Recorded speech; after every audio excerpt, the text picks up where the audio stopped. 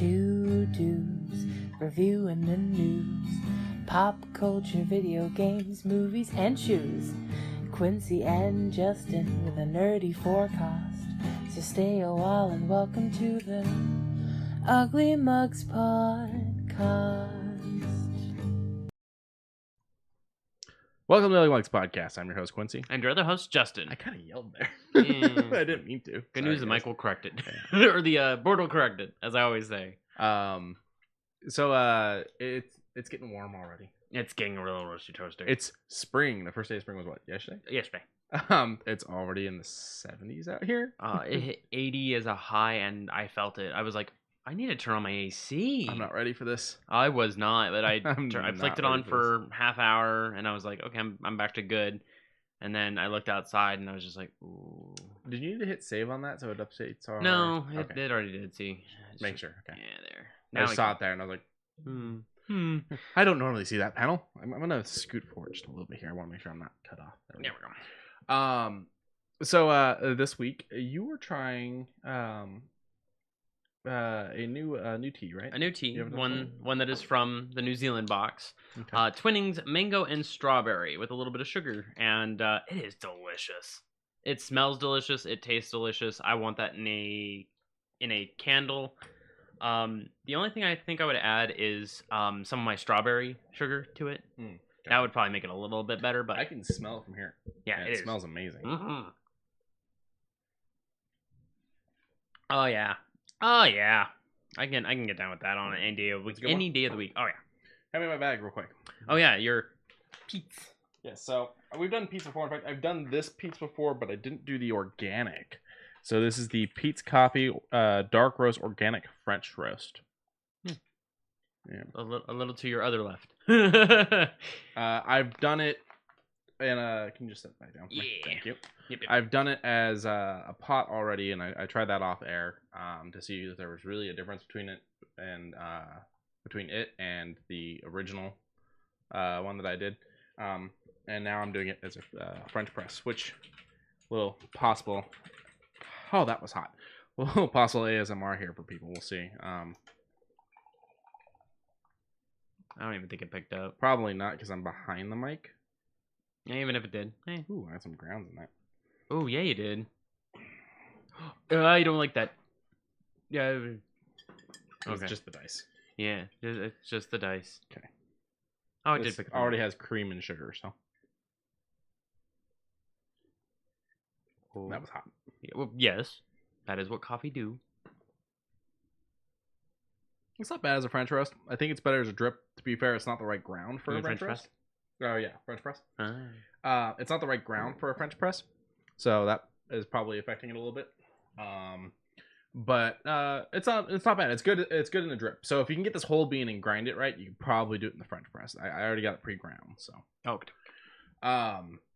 Last week we had a call on. Oh, actually, yeah. Let's do this first. Sorry. Oh, okay. Now for a coffee that you can get whole bean or K-cups or however. Yeah, I think they have ground ones as well. And they have great samplers so that you can try them out. Go and look at Geek Grind, our lovely friends over there, who are currently doing a sale if you've already used our code. But if you haven't, make sure you use our code of just H20 to get yourself 20% off. Yes. Nothing new, I'm afraid, but...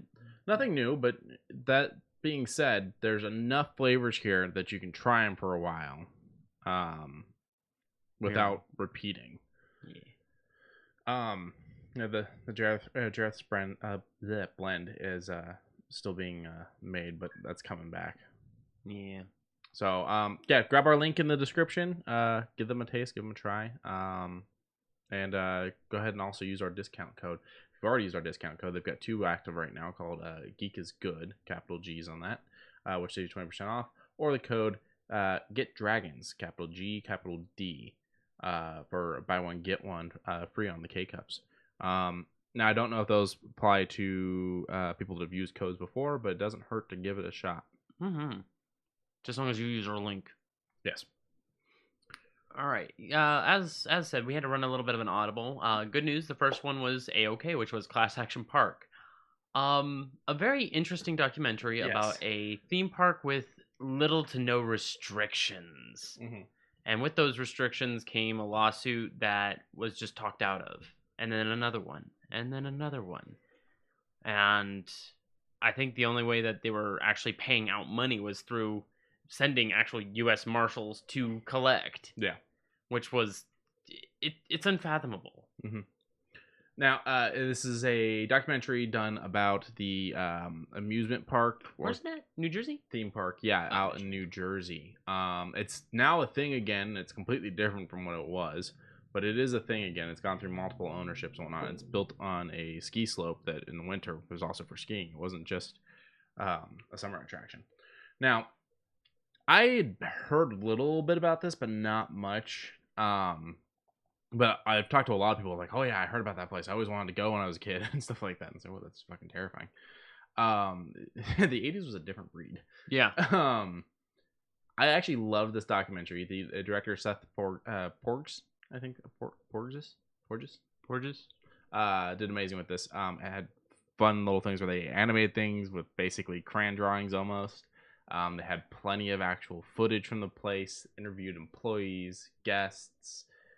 Sadly, families of victims, because people did die at this park. This was a hell of a documentary, and this is the kind of documentary that I really get into.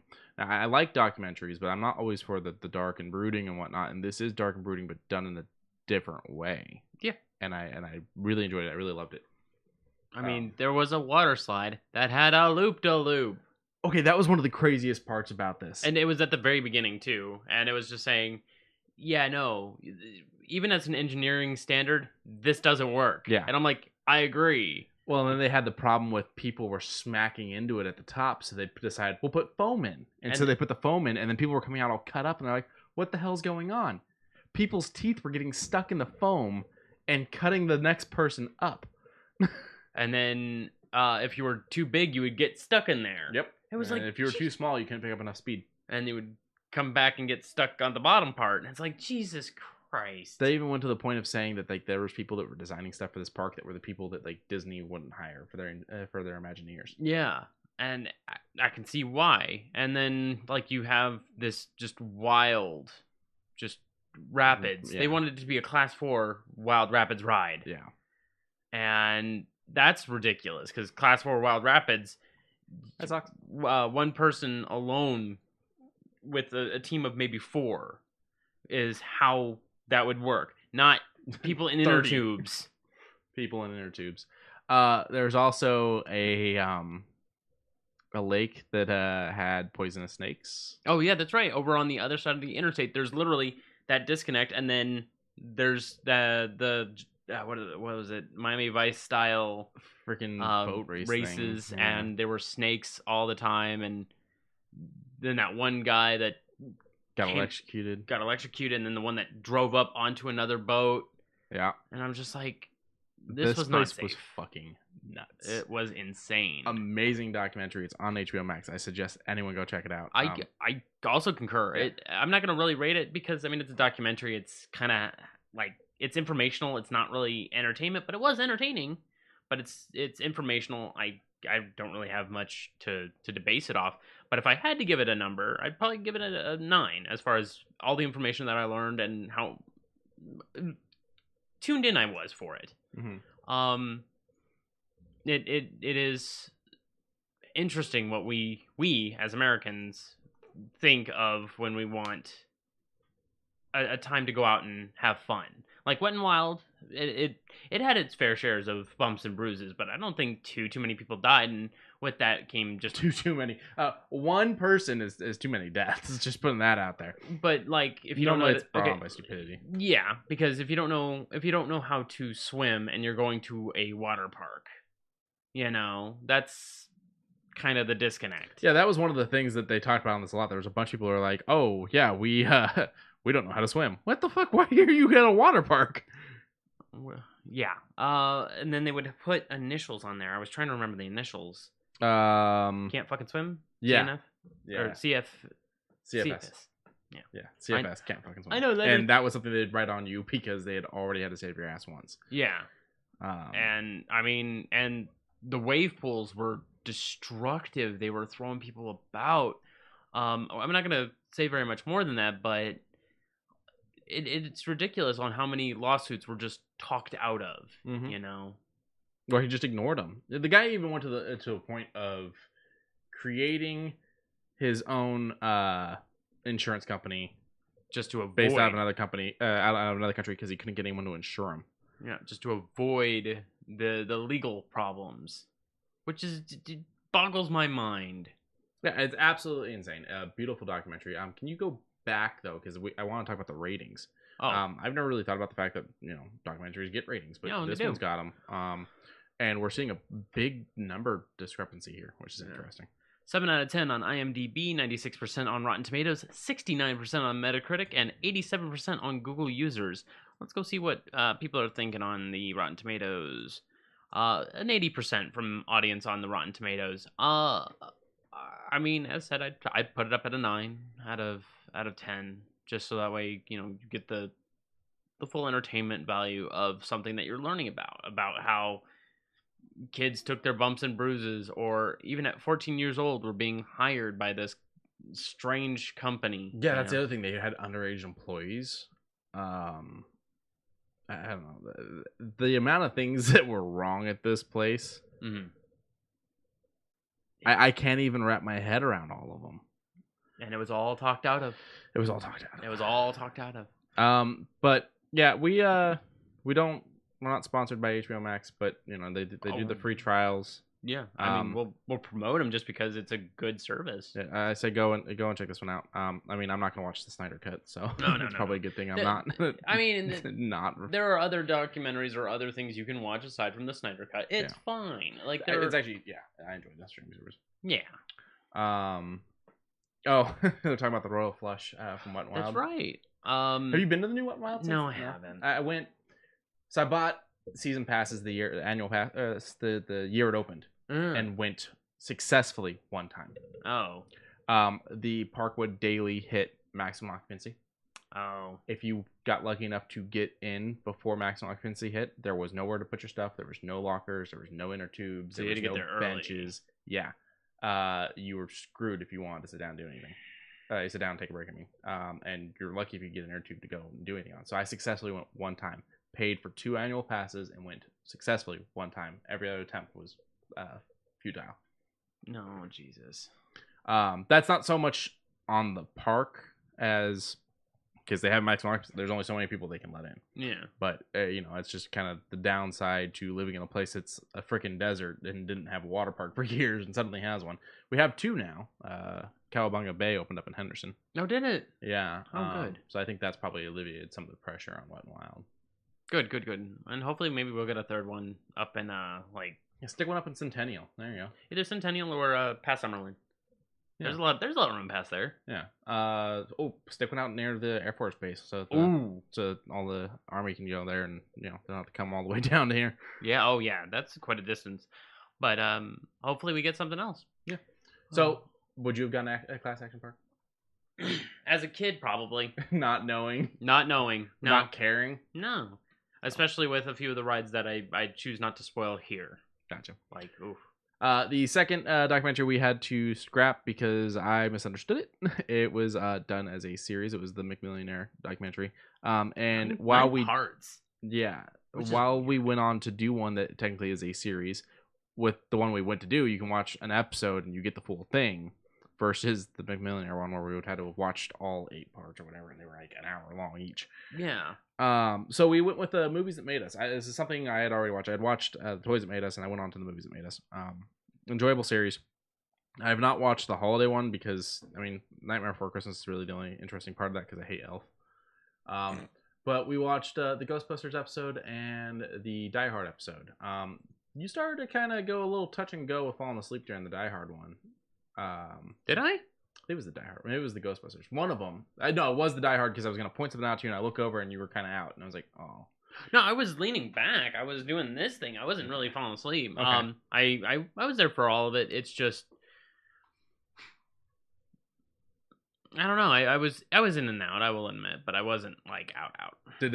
What did you think of how the series is done? The series is done very well. They have the actual on-hand people that were like, this was a mess.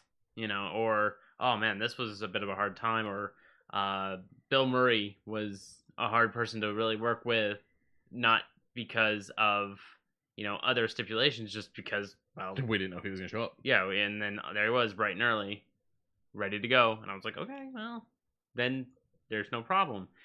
But Bill Murray is a bit of a wild card in a sense that that's what he does. Like, he is a bit zany, Mhm. to put it politely, but in a good way. Like, he could probably walk into a bar, walk right behind the bar, and start serving up drinks. Okay, so there's two Bill Murray stories I love. There's one guy that has a story that he's sitting down at a restaurant. Mhm. Bill Murray walks up, picks up one of his fries, and looks at him and goes, "Nobody's ever going to believe you," and eats the French fry and walks away. And it's like, that's so great, because I don't know that I believe you, because it is so wonderful that it probably didn't happen, but it's so wonderful that it probably did happen. The second one is these people that were like on like a road trip. Mhm. And they pull over. I think they're up in like Oregon or something. I could be wrong. And they pull over to get snacks. And there's two ladies. One's driving, one's in the backseat, and then one of their boyfriends who ran to get the snacks, like get breakfast and whatnot. And they're sitting there. Or no, sorry, they're both in the front seat. And they're sitting there. And all of a sudden the passenger door opens up and Bill Murray sticks his head in and goes, "This is a nice truck. I'm thinking about getting one of these for my son. Do you mind if I hop in the back and check it out?" And the driver's like, okay, doesn't realize it's Bill Murray. The passenger who's Bill Murray's head that's like over is just like, he jumps into the bed of the truck and he's bouncing around in it for a few seconds, gets back out, opens it back up, and goes, "Yeah, I think I'm gonna get this for my son. Thanks," and closes the door. It's so crazy. No one will ever believe you. Yeah, and it's like, do we believe you? I don't know. Bill Murray is an interesting dude. Crazy Bill Murray stories. I mean, of course, yeah. it's the thing. Of course, it's the thing. Yeah, there's plenty of articles on it. Interesting. Yeah, like he'll be wherever to do whatever just to have that interesting story, but no one will believe him because it's so zany. Until you see the pictures, no one will believe you. But the movies that made us think, they've also got a Toys That Made Us, which I think you would be really into. Okay. And I think there's a certain person in the audience who would be really into the Hello Kitty episode, where they talk about the creation of Hello Kitty. And then they do G.I. Joe, Masters of the Universe. I only watched the Transformers. I only watched the first two seasons, and then they ended up doing a third, so I haven't seen the third yet. And it's funny because they originally did it as a one-season show where like the theme song is like, it's a 3-part documentary series and leaves it at that. There's a photo of Bill Murray tending bar, just like you thought that would be. Yep, see, I told you. Yeah, in the chat. In the chat. I thought it was a joke. I thought it was all a meme, but yeah, no. I mean, He just popped up are behind you the bar. gonna tell Bill Murray no? No. Because then you're the guy that told Bill Murray no, and everyone's gonna be like, "You're an asshole." Yeah, but like, it makes me wonder: does Bill Murray know how to be a bartender? Like, I don't know his job history. I mean, you don't really need to know much if everyone's just asking for shots. Fair enough. You know, Or just a Shirley Temple, something simple. there was a book I was reading, and a character goes into a bar, and like they're following someone, so they're not really thinking. And the bartender's like, "What can I get you?" And they go, "A beer." And he goes, "Well, you see, this is a bar." And they kind of look at him and like, "Yeah." And he's like, "We have a lot of kinds of beer." And it kind of calls out the fact that in movies they always just order a beer, and the bartender just brings them whatever. And it's like, no, you have to. I mean, Tell them what you want. usually whenever someone says I'll take a beer, it's house special. Like, that's kind of what it would. I don't drink, so I don't know. Yeah, I mean, if someone goes, hey, I'll take a beer, it's whatever the house special is. Or sometimes if you go to like anything on the strip, they'll give you the most expensive one just so that way. Oh, yeah. Because you have no preference. Fine, I don't have a preference on overcharging you. You know the best part about Bill Murray? That he's a golden person. Okay, you know the second best part about Bill Murray? That he was in Ghostbusters. Okay, you know the third best part about Bill Murray? What? Chicago Cubs fan. Really? Yep. Hey. Not that you actually care because you're not a Cubs fan, but I am. Yeah, there you go. Yeah, I don't have much of a preference on baseball team. I have a T-shirt that says "I ain't afraid of no goat." Ah. And it's got a little cartoon goat on it. That's Tom Hanks That's for some Tom reason. Hanks, but it's just funny that he's there pointing at some guy who's out like a light. Right. But back to the documentary series. We're getting way off topic. We are. But so you like the format of this one? Do you like their little? Because they also kind of do the cartoony. We're gonna sketch things out and the goofiness and the jokes. It was indeed a very a bubbly style where it was like they were kind of poking and prodding at how Dan Aykroyd was thinking, and then it would cut over to Dan Aykroyd being like, "Oh yeah, no, I had no idea what I was doing." Well, it was like that they read a script and they wanted to change a lot, and so they'd come to him about the changes, and he'd be like, "Okay," yeah. Which is like normally script writers are like, "Oh no, fuck that! Don't change this, don't change that," and so on and so forth. And then especially when you have like the ability of being Dan Aykroyd, or Bill Murray was let off his leash and just able to improv most of his lines, just as long as it was stuck to that structure, just like Robin Williams, you know. No, and you know we've heard plenty about the Mrs. Doubtfire, Aladdin, and all that with Robin. So yeah, nice little sip break. Sorry. Yeah. I went to school with Mark Grace. Who's Mark Grace? Let's find out. Are we dating our age by not knowing this? Oh, Cubs. Oh, that's on me for not knowing that. That's awesome. There's actually a player for the Angels who went to high school out here and is like my age, and I'm just sitting there going, "Yeah, fuck you, dude. I wish I knew how to play baseball. I wish I knew how to play the field goal good." Field goal good. But the which one was first? Was it Ghostbusters first? Yeah, it was Ghostbusters first. Maybe Ghostbusters. Yeah, and then we went next episode, which was Die Hard. Die Hard. Well, and I think I actually didn't start in order anyways, because I think the first episode's actually Dirty Dancing, and then Home Alone. Oh. And those are all still really good, but I figured, you know, you'd get into the Ghostbusters one and probably the Die Hard one.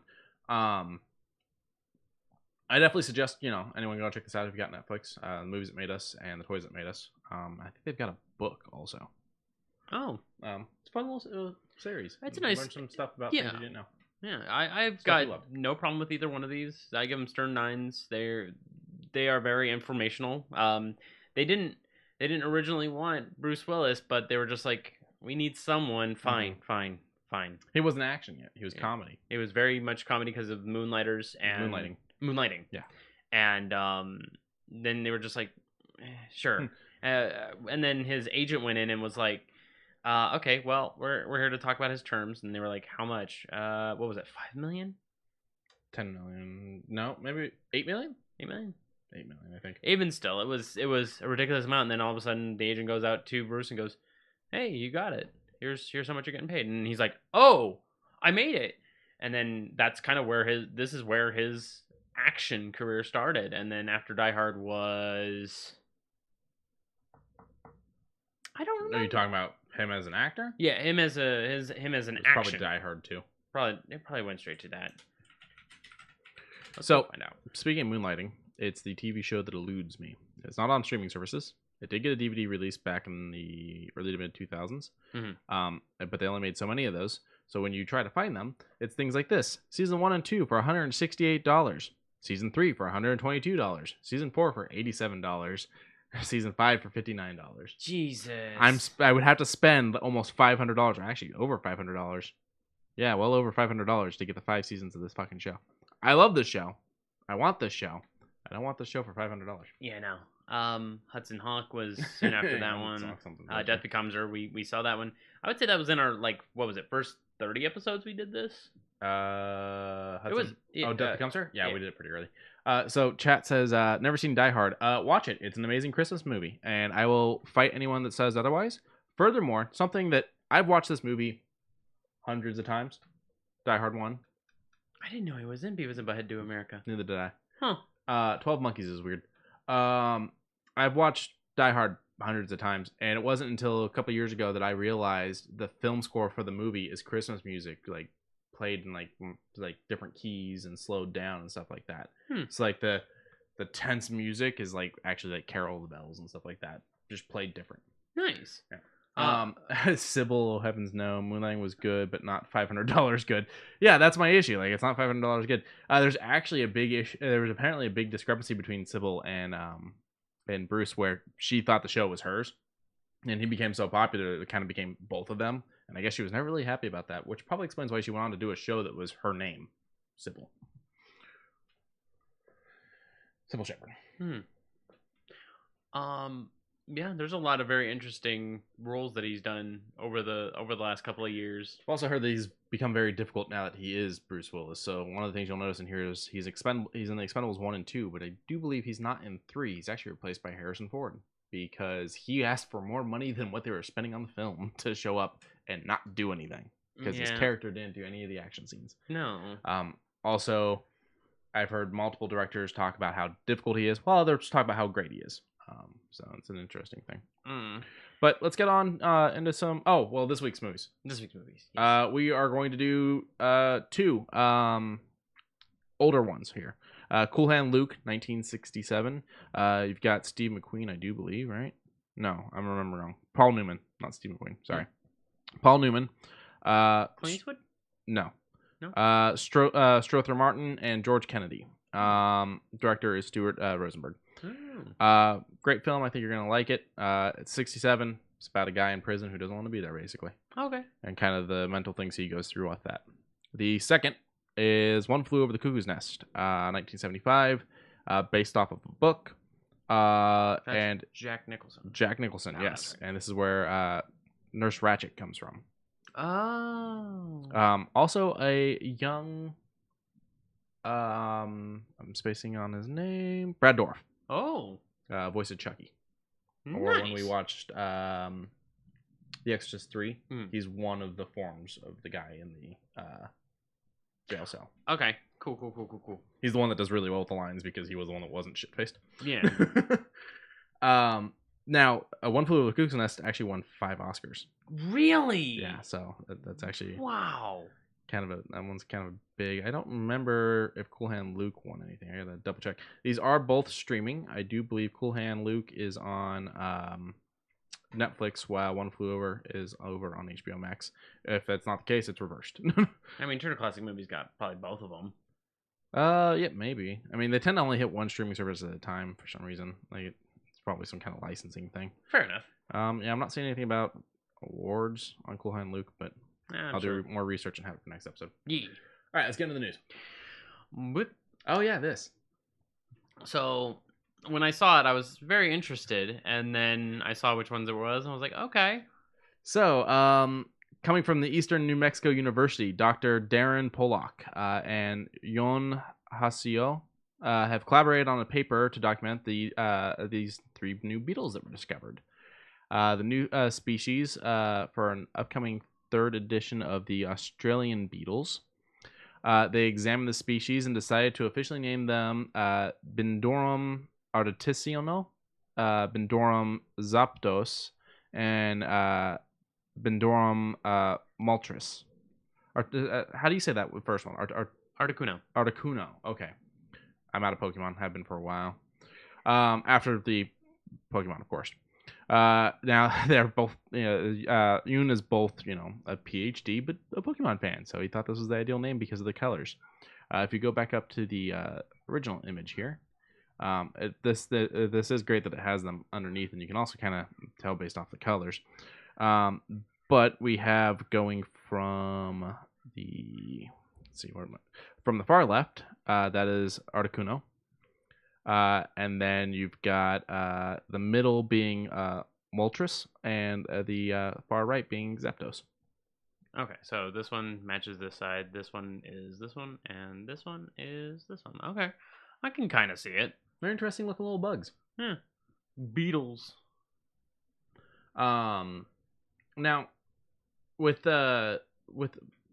discovering species, you tend to be the one that gets to name them. Mm-hmm. This is not the first time I've heard a bug named something nerdy. Mm-hmm. On an episode of Dirty Jobs, Mark Rowe discovered a new form of beetle that had never been discovered before. And so he named it Roeus dirtius. Okay.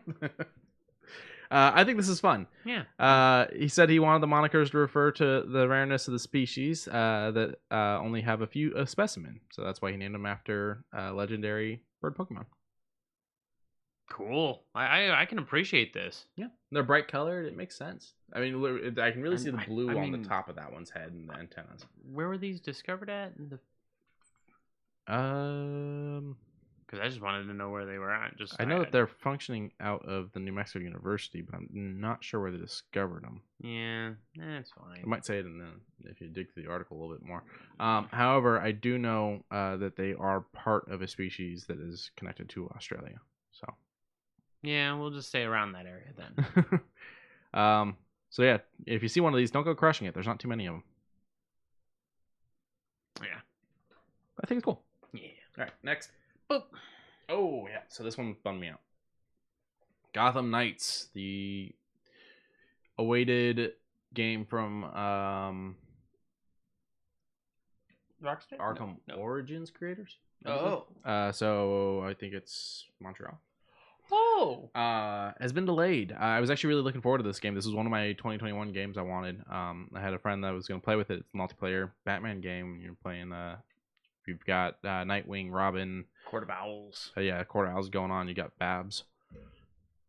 Excuse me, sorry, but they've delayed it, saying Gotham Knights will now launch worldwide in 2022. So a full freaking year.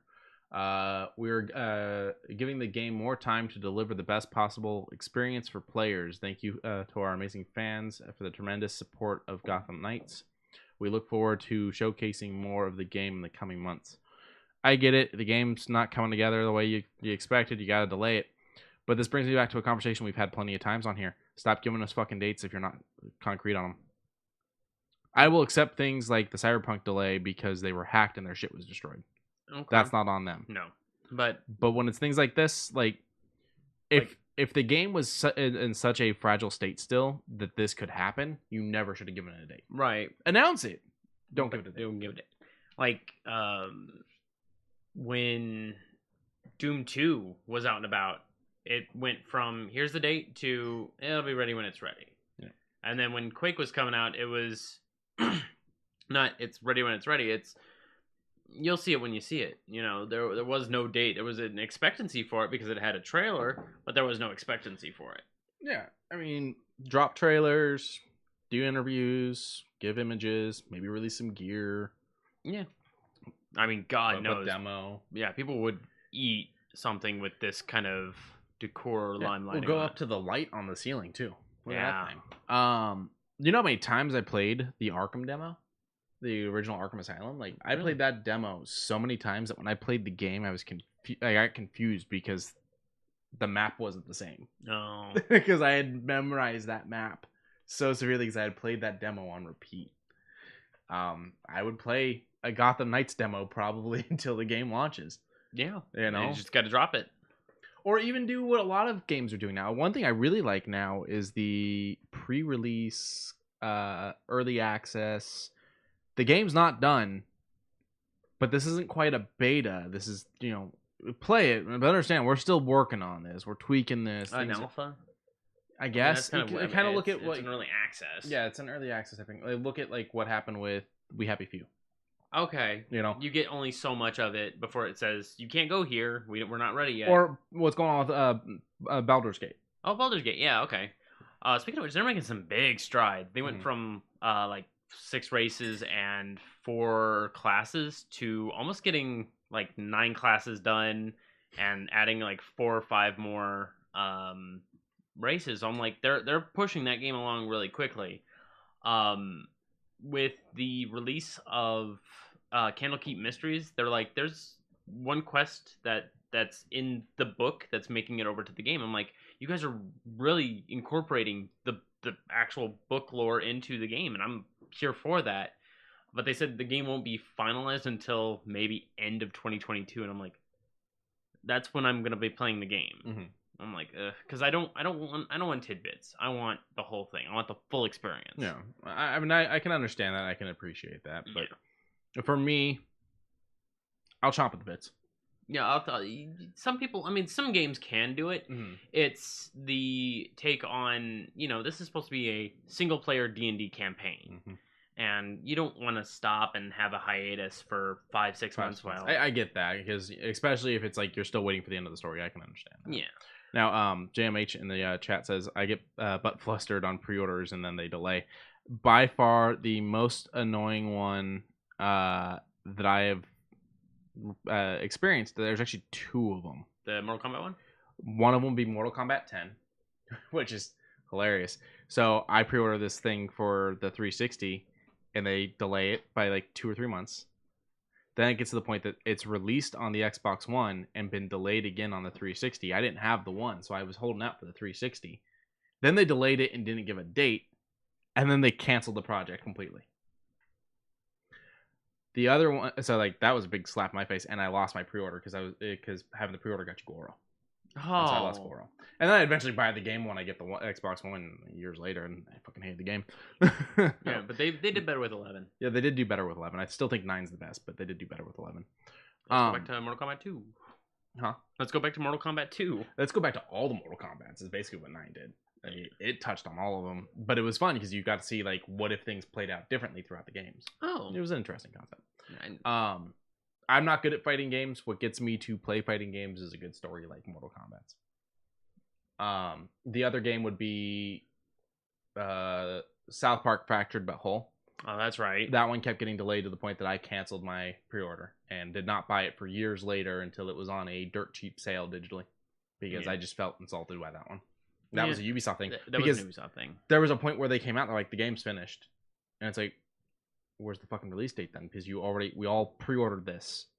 Then you pulled back the release date and then confirmed the game is finished. And then you delayed it again for no reason. Give us the fucking game. And so I canceled my pre-order. I got my $5 back and left. Yeah. You know. What's next? Bam. Oh, Assassin's Creed. So this is actually interesting. So this update hit on the 18th. So it's already partially out. The update hit on the 16th. The festival started on the 18th. So Assassin's Creed Valhalla title update 1.2.0 launched on the 16th, with the Austria Festival beginning on the 18th. They're doing a change to appearances for transmog, close camera options, new skills, game improvements, 12 gigabytes to 18 gigabytes depending on the platform, which is an interesting thing. One of the interesting things that's coming out of this is, you ever find new armor in a game that's better, but you hate how it fucking looks? You get to put that armor on with that equipment set. So with Assassin's Creed, they came out with the ability to transmog. Yeah. So say your shirt's stronger than mine, but I want Millennium Falcon. You can have my shirt's stats, but you can keep the Millennium Falcon. Except that I have to use the in-game currency to pay to do it. Now, it's not in-game currency you pay with real money. It's what you earn in the game. So it's not a microtransaction. Okay. It's just you have to fight for it. It's a weird choice, though. Yeah, you have to fight for it. I mean, if you're anything like me in games, money's never a problem because you do all the fucking side missions. And I don't. I never spent my money in Abyss or not Odyssey. Odyssey. No. Origins. Jesus. I didn't need to. I had the pre-order gear, and that shit was so fucking OP that I stopped using it. Right. I was like, when I was poisoning people, they were just falling over, and I was like, okay. I didn't know it was a part of that weapon until later. The snake poison on the weapon. Yeah, I was like, you guys gave us some powerful shit. Got a little too OP. We've got the sizes up here, right there. So 17.97 on the Series X. That's interesting. 12.81 on the One, 12.28 on the PlayStation 5, 12.6 on the 4, and PC at 15.85. Those are pretty big sizes. I mean, it's a big patch. Like, you get a full... you get a full festival, you get transmog powers, you get new skills, which is interesting, because usually with the skills, it's always out the gate ready to go. So this is pretty interesting. Options. I think it mentions in this breakdown also that it's 50 silver is the in-game currency. Yep. You go to the Gunner's Blacksmith and Ravensthorpe for 50 silver. This piece is already exceptionally beautiful, but if there's anyone who can improve it, it's me. I find it interesting that it's a very specific spot you have to go to. Yeah. So the new skills are the Fear of Sleeper. When activated, the leap attack damage has a larger area of effect and can be done at any height. Raven's Loot. The Raven gathers loot from targets killed with ranged attacks. That's good. awesome. That's amazing. Loot Food.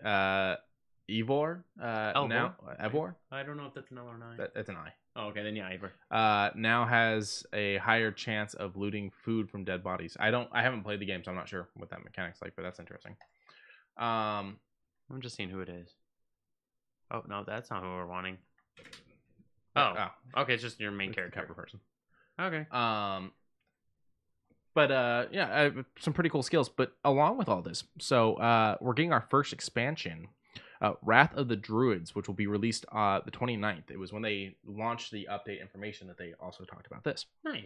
So April 29th, we will send Ivor through the haunted beauty of Ireland as you gain the favor of Celtic kings and confront the Druid cult, the children of Danu. Wrath of the Druids release date was revealed during this Ostra season. The festival will run until April 8th, so there's plenty to do between the 18th and the 8th. And then 21 days until you get your DLC, so plenty of stuff to do, I'm sure. Oh, yeah. Experience the wholesome time of hunting eggs or share the festivities with archery, drinking, and brawling. So it's as an Irishman would. So it's the hunting eggs thing coming from, that's where the hunting eggs originally came from before it got adapted into Easter and whatnot. Cool. And then when night falls, Ivor must protect the Raven clan from spirits who are running wild through the forest and causing chaos. Ubisoft is also gifting players a big reward, an outfit inspired by Assassin's Creed Altair. The first one. Interesting. Furthermore, the Yule Gear set and cosmetics will be given for free alongside 300 opals. All players need to do to claim these gifts is go to the Animus store. It's one of those things where I'm sitting there like, I eventually want to get this game, and this is one of those things that makes me go, shit, I kind of wish I had the game now because I'm going to miss out on all this. Oh, yeah. So, big update, all kinds of Assassin's Creed love. And a lot of fixes. Yeah. Like, when I went to, like, balancing, I was like, okay, the bits and pieces. Holy shit. So the one complaint I have about an Xbox, I don't think it's a problem it wasn't a problem on 4. On PlayStation 4. It might be a problem on PlayStation 5. I don't know. Okay. But on the Xbox, when you get updates in your queue, okay, it tells you what game they're for and the size, and that's it. Yeah. They don't tell you what the updates are doing. No, you have to go to the patch notes on the website. Yeah. You give me patch notes on the Xbox before I do it. All for instance, I got an update on a game that has technically been pulled from circulation because of lawsuits and whatnot, that I didn't want to lose the game. And so when I saw an update, I didn't touch it for like weeks until I figured out what the update was for. Because it was the Friday the 13th game. And I was like, oh, I really hope they don't pull my fucking game because I own it digitally. I don't own it physically. And like, this game's not a thing right now because the weird lawsuits that was going on with the original writer of the script and whatnot. And so I was like, I hope this isn't like an update that locks me out of like the servers or something, like I was worried it was something, and turns out it was a bug fix and everything's fine. But it was one of those things of like, I could check it right now on my console if they would just give me that ability. Instead I have to go and dig through the website and whatnot and find it. Right.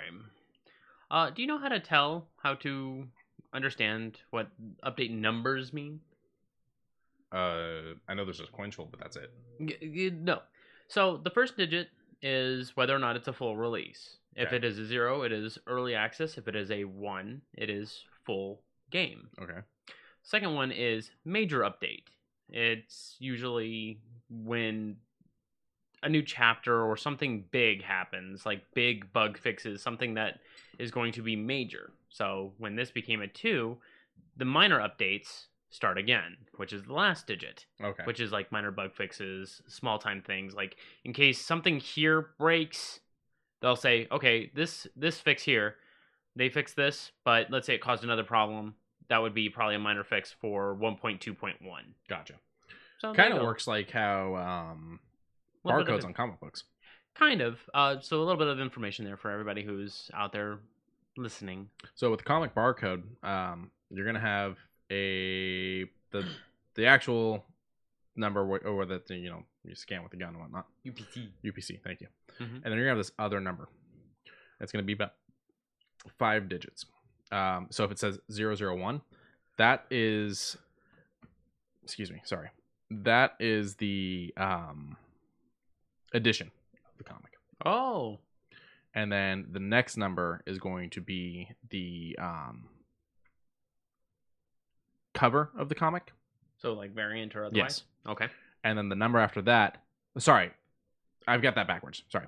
The first three numbers are the number of the issue. My bad. The second number is the variant, if it's a variant or if it's an original cover. And then the third number tells you which printing it is. Okay. So 001 is comic number 1. 1 would be first variant, so it's not a variant cover. This is the regular cover. And then 3 would be third printing. Gotcha. And, if it's the 115th issue, it'll be 115. And then if it's the second variant cover, 2. And if it's fourth printing, 4. Nice.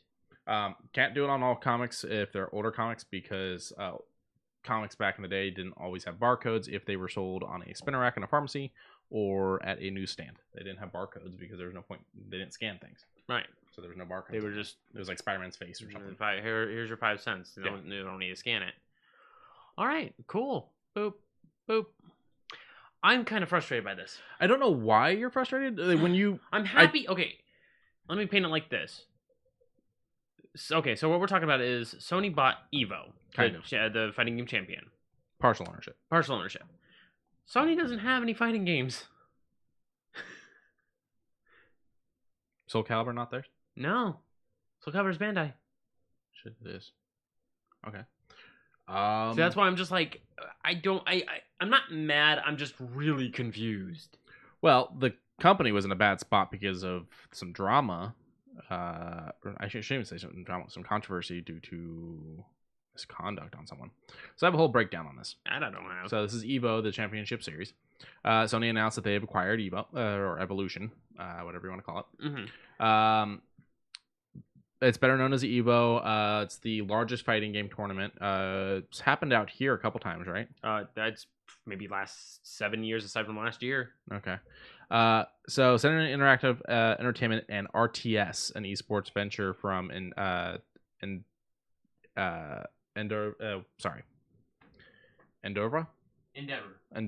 Thank you. You're welcome. I just deleted something. I hit Control Z. Yeah. They've acquired the assets of the and properties of the Evo series. This purchase means future Evo events are effectively a Sony PlayStation event partnership with RTS. Evo co-founders Tony and Tom Cannon will remain at Evo as key advisors, and Sony took the opportunity to announce the 2021 date for Evo Online. The event will be held completely digital August 6th to the 8th and August 13th to the 15th. And events will include Tekken 7, Street Fighter 5 Champion Edition, Mortal Kombat 11 Ultimate, and Guilty Gear Strive. Oh, Strive is going to be featured there. Let's see. Actually, wait a minute. They say they will release the details for the online qualifiers in the coming weeks. As for other games, Evo business developer Mark Julio says Evo is still open to all platforms, and that PlayStation and RTS are allowing Julio's team to work with the community to support fighting games as a whole. Yeah. So this didn't confirm whether or not we were going to get Smash Bros. At this, but luckily Nintendo came out and said something, so I'll get to that in just a second. Okay. What do you want to talk about this? Strive doesn't release until April 6th because it got a nudge back, but not too big as you can see. But I'm like, ooh, a lot of players are only going to get like 2-3 months of like actual stress time before this comes out. It's gonna be like 4 months roughly before 5 months before the first tournament. Yeah. And assuming that Evo's the first tournament that's held for it. Right. I mean, there was probably prelims, but still, like, there's not a lot of time to get that out. But it was just something I was like, wait a minute, didn't this just get nudged back a little? Like, it wasn't major. I think this was only a 2-month push. So in a blog post, Sony said, today we're thrilled to announce the next chapter in the story of PlayStation and Evo, the world's largest and longest running fighting game tournament. For PlayStation, today's announcement marks an exciting step in our journey to foster the growth of the fighting game community and esports and supporting competitive gamers gamers widely on our consoles. which is one of the things that bothered me because I was like, are you suggesting that we have to do this on PlayStation? I mean, you can plug in your fight stick to it. So What if you're a keyboard? oh, most I know that they're not, but I'm just saying what if they're keyboard and mouse, then they're SOL. They're gonna have to adapt. I know that they wouldn't be. They would be fight sticks, but I was just curious. Fighting games are hugely popular on PlayStation consoles, with gamers logging more than 1.1 billion gameplay hours in 2020 alone, Sony said. We will break down barriers for gamers so they can compete at all levels of the esport and levels of the sport, and reaffirmed a community of to creating a safe and inclusive environment for players, which I feel like this is a comment on what went down with Evo in the past. Mm-hmm. So PlayStation linked to Evo's messages about fostering a safe community, as 2020's Evo online event was canceled following abuse allegations against the Evo organizer Joey Cooler, which was what I was talking about before. NetherRealm Capcom pulled out of the 2020 event in solidarity with members of the fighting game community who spoke out against abuse. So this is their big turn on things, and probably, I think personally, probably why Evo was bought out. Interesting. But I just don't know why it all had to fall into one person, but I can sort of see why. Yeah. The major issue that I'm seeing with this in total, and having them needing to get bought out, is why Sony stepped forward. Microsoft would have made a better choice. Maybe Microsoft didn't want it. Maybe. I mean, it really comes down to who wanted to buy it. If Microsoft didn't want to buy it, then fair enough. Oh, also, a little bit of an addendum. They've been holding it here in Vegas since 2006. Okay. Nintendo did come out and provide a statement though about the Sony acquisition of Evolution. Nintendo has enjoyed engaging with fans at past Evo tournaments and wish to show organizers the best with their new venture. We will continue to assess Evo and other opportunities as we plan for future online and offline Super Smash Bros. Tournament activity. Okay. Which sounds like they ain't sure about this. Yeah, like Microsoft and Nintendo have had their little handshakes here and there, and but Sony's always the one that doesn't want to do anything. And Sony's like, you guys, I mean, we're gonna go shake hands with Epic Games and throw our shit over there. Don't worry, it's unprovoked. What are you talking about? It's so strange, you know. I don't like Sony in this. And Sony's got me kind of shaking in my boots that they're going to screw up. And they already said, pushing our console, our community on our consoles, or whatever the fuck that quote was. But it's like, okay, so is it going to be one of those things where Sony going to try to use this to be like, Nintendo, let's say you got to port your shit over, which would be why Nintendo would say no. Yeah, Nintendo would be like, you guys are dumb. Also on that list, I didn't see nearly as many games as we've seen in past Evos. There's no Injustice on that.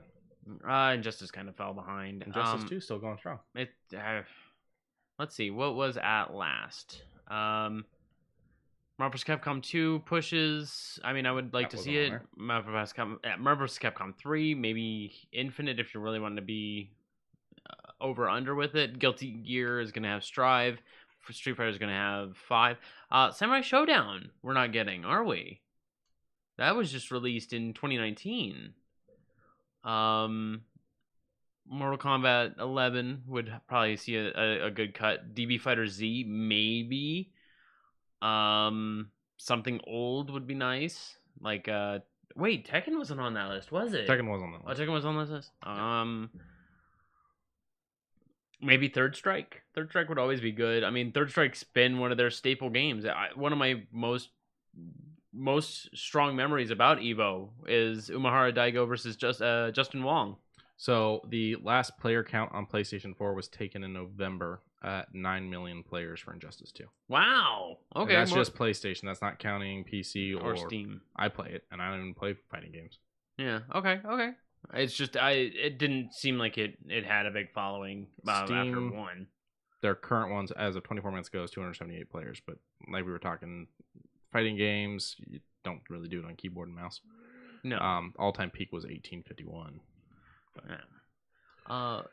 So in the chat, we have someone saying they're waiting on the Callisto Protocol to be released, and it's made by the people who worked on Dead Space. And okay, all right, you kind of got me a little bit with the lighting here. I'll show you guys what's up. Made by the people that worked on Dead Space. Not 3. I'm hoping not 3. Well, I mean, they were all made by the same people.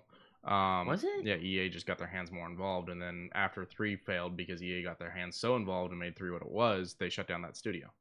Oh, that's right. You know, the tried and true EA thing. We fuck up your project and blame you for it, so we shut you down. Ooh, I like the janky movement of the robot. That's a person in the background, or something in the background. Well, yeah. It was a hologram that was talking to him. And if that's their health bar, this is definitely Very like Dead Space like. Dead Spacey. That's what you look like. That is me. That's me on a good day. I hope it's... I could look at it like that in 5 minutes. It's me, Austin. It was me the whole time. Yeah, definitely good horror and whatnot. But I mean, this is all, you know, highly done trailer. You know, I want to see gameplay. So Yeah. But it says it's going to be released 2022 on PC and consoles. I'm excited. So what's the concept of the story? Do we know? It just gave us very little about a man who's in prison, and this little thing gave it a face hug. Oh, here we go. The game challenges players to escape the maximum security Black Iron prison and uncover its terrifying secrets. A blend of horror, action, and immersive storytelling. The game aims to set a new bar. That's the key word there for horror in interactive entertainment. So they are wanting to basically redo what happened with Dead Space. Considering Dead Space, in my opinion, Dead Space 2, best horror game to date. Mm-hmm. It is my number 1. There's a couple that are around it, but no, Dead Space is my benefacto number 1. It has got me jumping. It has got me looking around corners. There are other games that have got me to do that, but not in the same way. So I liked 1 better than I liked 2, but I liked 2 a lot. 3 I never finished. 3 I finished, but God, it was a slog. So Lauren had already seen people play Dead Space 1. She's like, I think you'll like it. I want you to play it. And okay. I said, okay. She's like, it's a horror game, but you get to fight. I'm like, that's a big thing for me because I hate horror games where you just run. I'm not an Outlast person. No. I'm not an Amnesia person. Yeah. So I'm super excited for it. 3 could have been way better. It could have. Oh yes. So she's trying to sell me on Dead Space 1, and I'm like, okay. I said, 1 question though. There are little things that I have to deal with, like little monsters. She's like, no. She bluffed your ass. Liar. Yeah. Oh, 2. That being said, I still loved it. 2 had the worst with the babies. The baby. It was the little like triangle looking things that like flip and those weird fucking things. Oh, the things I okay. really didn't like. You have to like stomp on them and shit. Oh, Isaac Clarke, as far as being a silent protagonist all through 1 and then finally giving him a voice in 2, I can honestly say I like the reasoning on why he was so quiet in being quiet in 1 and just following orders and just listening to everyone and not taking any sides. And then in 2, he's like, I no longer work for the USAC, so I don't really care. So it makes sense. I like the cringe face. They come out and scare me. Yeah. It's like a more human xenomorph. Yeah. I mean, and it had blah, blah, blah. So I'm there for that. That looks interesting. If you give me guns, I'll probably play it. Oh yeah. I mean, it did say it was a action, so I'm hoping. Okay. Yeah, I don't think they're gonna. I'm just saying, if it's a Dead Space, if it's a Outlaster. Yeah, no. Yeah. But this sounds fun. Cyberpunk. So this is the update we've been waiting on that got fucked up by hackers. Yes. So once again, this is a full big patch because it is 1.2. So 1.2.0, which means it is a major patch. Where are my Cyberpunk notes? Wow. They made sure that you have a basic understanding of what's coming in this thing. My Cyberpunk notes are gone. Oh. Okay. Well, we got the website. Well, we got the website. I don't know what happened there. I love the way they do their notes. The patch announcement with it being basically a news person in the Cyberpunk world. That is fun. It's a nice little touch. Oh. That person just got vaporized. Yeah. Oh, no. Oh. Be careful showing Cyberpunk stuff, though. Remember, CD Projekt Red doesn't give a damn about nudity. and we are on their website. Well, this is also from them themselves, so I think True, and it is a YouTube link. So yeah. they finally fixed Cyberpunk. To be fair, they fixed it a while ago. The problem is this patch here, there was hackers that actually got in and like erased like half of it or some shit. Yeah, and because people are just pissed off and want to fucking watch the world burn. And now they're like, well, good news. Now everything is going to become a little bit better. Aiming's going to be a little bit more fine. On PC, the frame rate's going to not be that weird variable 45, fake 60. Now it's going to be a full 60. They are responding very quickly to all of this. They said AI is going to be a little bit more better and approachable. People aren't going to get stuck on door frames or window frames if they're climbing in through the window. I don't remember all the other little tidbits that were supposed to be announced, but something tells me they may have made it twice as big since last time. AI is now more responsive, from what I've been told. Like if you aim a gun at a guy in a car, they're going to try and run you down. You know, there's more strict rules with the AI. What else we got? Like, I mean, if you want to check it out on Cyberpunk's website, it is big. It's got newscasting. You know, there's even stuff in here about like music. There's stuff in here about music. Yeah, rock and roll racers. No, it's not a new genre of music. It's a joke. But no, yeah, it's a good patch. I'm glad they're able to do it. It sucks that things got fucked up before. Yeah, they've fixed the vehicle thing like you mentioned. They fixed the aiming like you mentioned. Then the windows and whatnot. Now, the more they fix this, the more I'm okay buying it. I actually saw a used copy sitting at Zia for $20. Did you? Yeah. I would have said I'll throw $10 at you. Shit. Just so we can take a look. It would have been nice to grab it that cheap, but they've also got a dodge and double tapping movement key that can be turned off in control settings now. Oh, good. So they're doing little things that people are requesting as well. Yeah, they're listening to the community. Because every now and again I get a little bit of a shaky hand, so being able to double tap dodge would be a nice idea. But having a actual thing, okay, the dodge action can still be performed by double tapping the C button. I would prefer to have that, or double tapping control, because my hand works a little funny.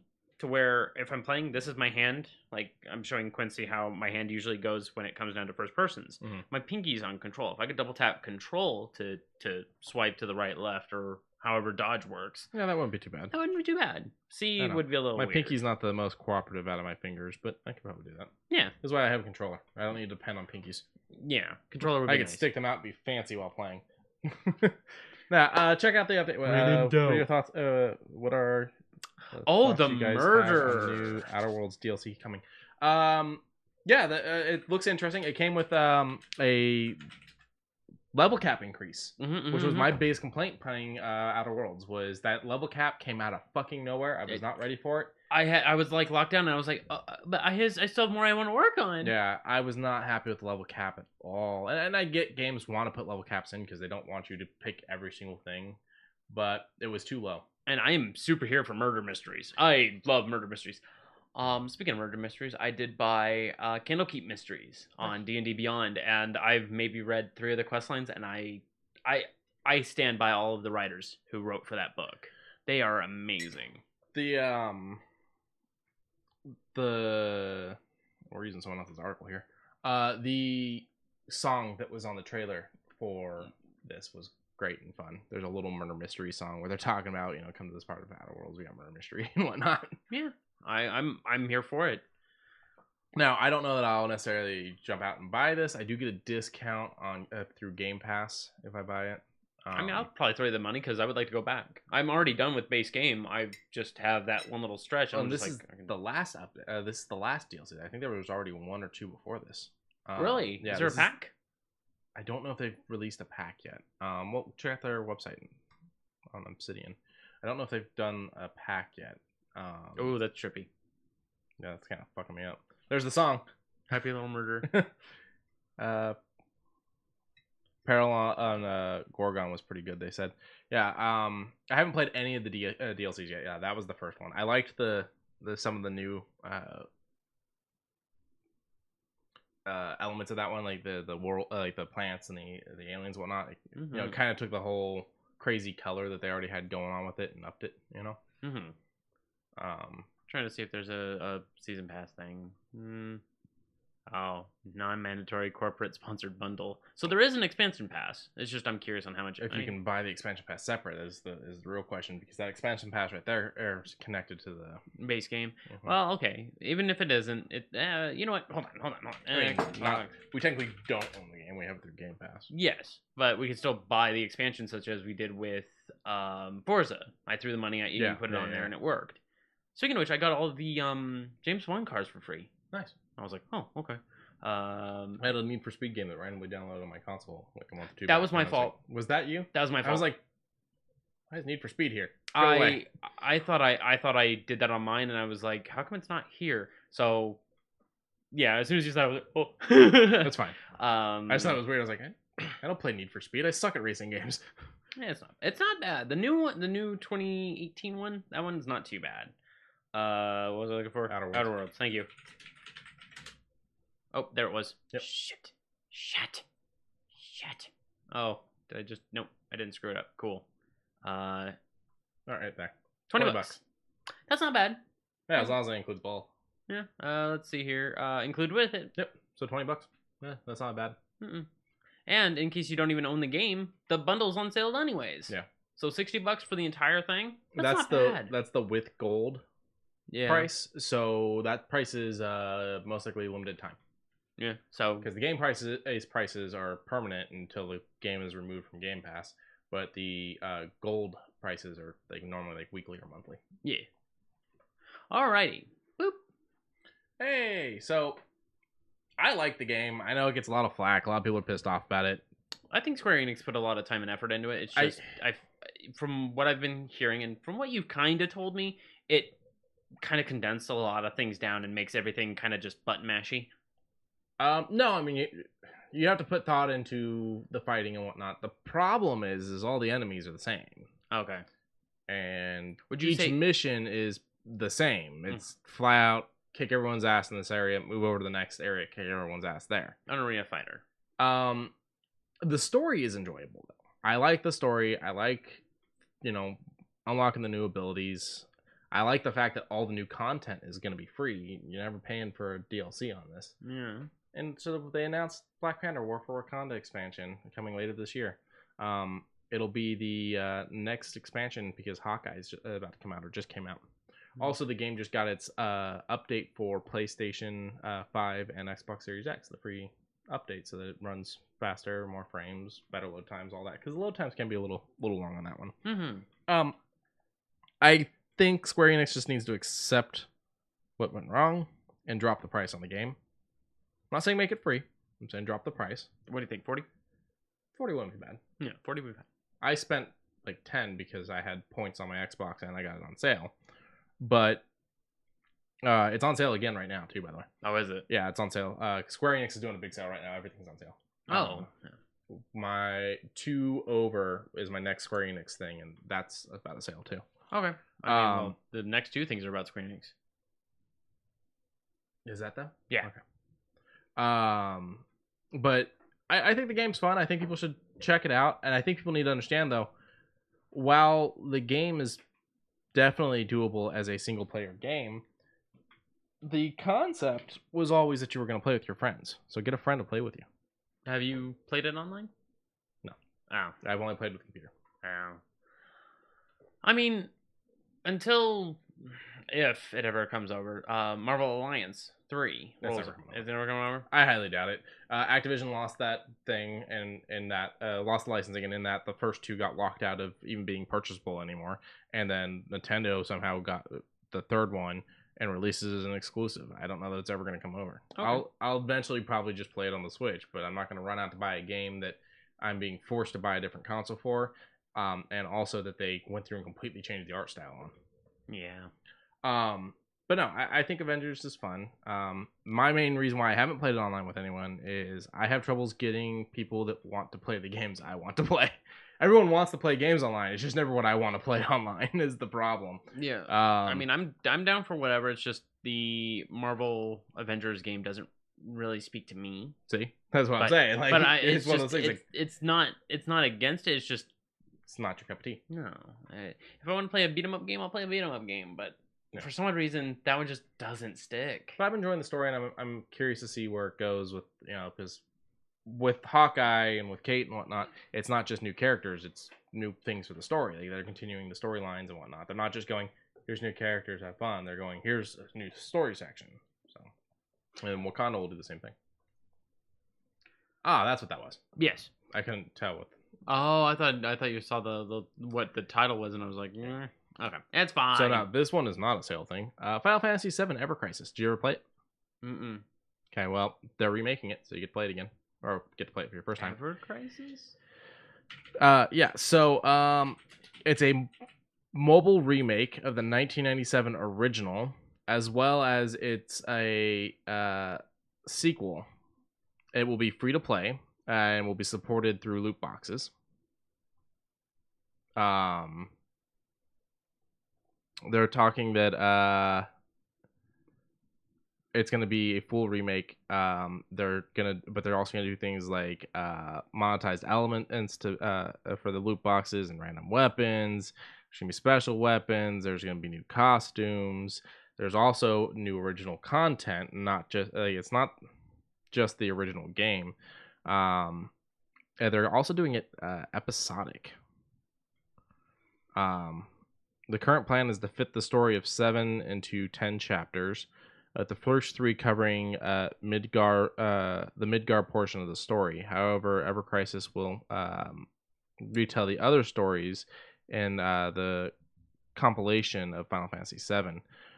So they're saying expect chapters beyond that cover Advent Children, Before Crisis, Crisis Core, and Dirge of Cerberus. Yes. They're saying there will be new storylines for sorry, I lost myself on here. There will be new storylines for this. Okay. Yeah, just that there's going to be the first original episodes will reveal stories behind Final Fantasy VII, The First Soldier. And there's going to be a Battle Royale mobile game that's also in development. I wanted to talk about it last week, but I'm like, I don't want to cry. It looks so weird. I haven't seen what it looks like. So the events of First Soldier take place around 30 years before Final Fantasy VII's main story and go into the founding of Soldier. So it goes without saying that we're going to see some legendary heroes in their youngest days, as well as young versions of the future Shannara executives and other characters who will appear in the remake sequels, said Nomura. Oh, cool. But yeah, take a peek. I'm showing him the Final Fantasy, The First Soldier, the Battle Royale. While there's guns in Final Fantasy, I've never thought of Final Fantasy as a shooter. Yeah. This feels weird. It does. And then there's heal, and I'm like, okay, that's kind of cool. And then when I was just like, oh no. Do we really need another Battle Royale? Battle Royale though? I mean, no, but it's kind of funny. And then cross slash, and I was like, that's funny too. And then when I saw this, you can summon Bahamut and Raija and all of them, and I'm like, oh, and you're fighting Marlboros, you're fighting Toneberries, you're fighting Sentries. I'm like, what is going on? And I'm like, are these for buffs? Like, is this for loot? I don't know. I like it, but I don't like it. It has Aerith's church. It has the bar. I can't remember the name of the bar. The Avalanche headquarters. It has everything that's a part of what makes Final Fantasy VII Midgar. And oh man, they're saying the main thing with Ever Crisis is to try to get all of Final Fantasy VII stories into a unified package. Okay.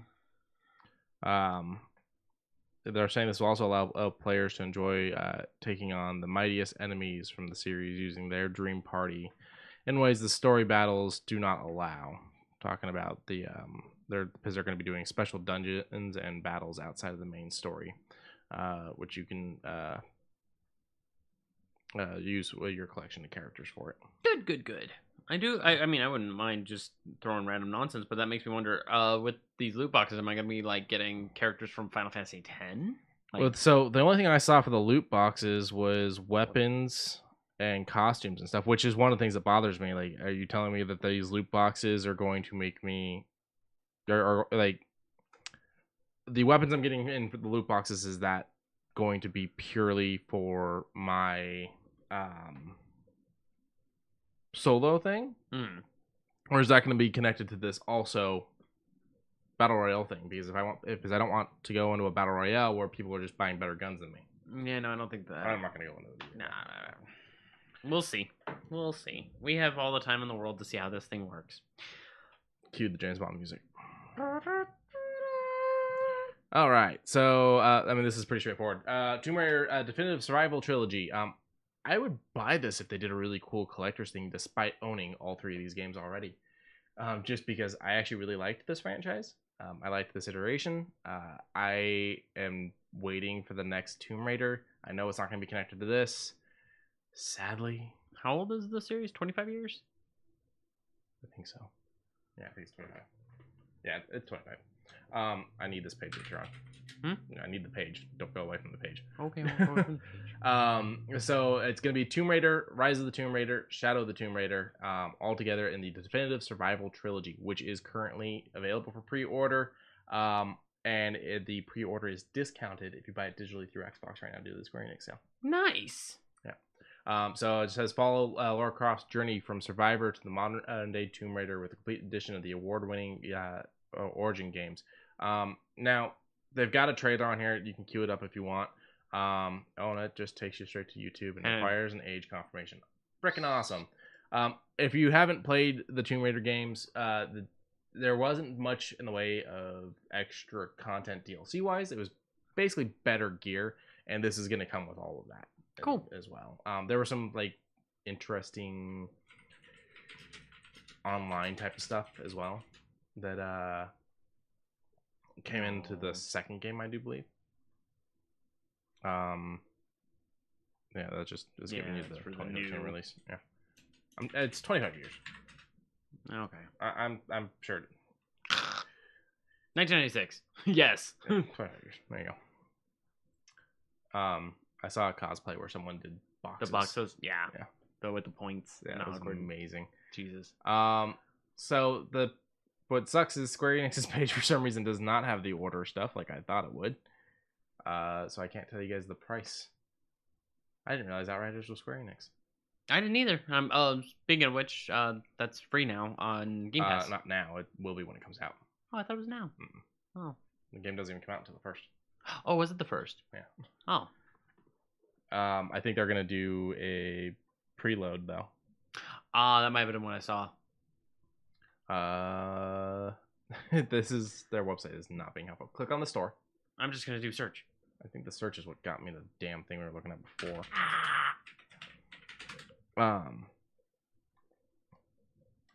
And now slow internet. Oh, well. Right there. Definitive Edition Trilogy. That's going to take you to news. Yeah. Okay, so not store. through this. Yeah, we're just going to go to... No, the store is right there. You had your freaking mouse over it. No.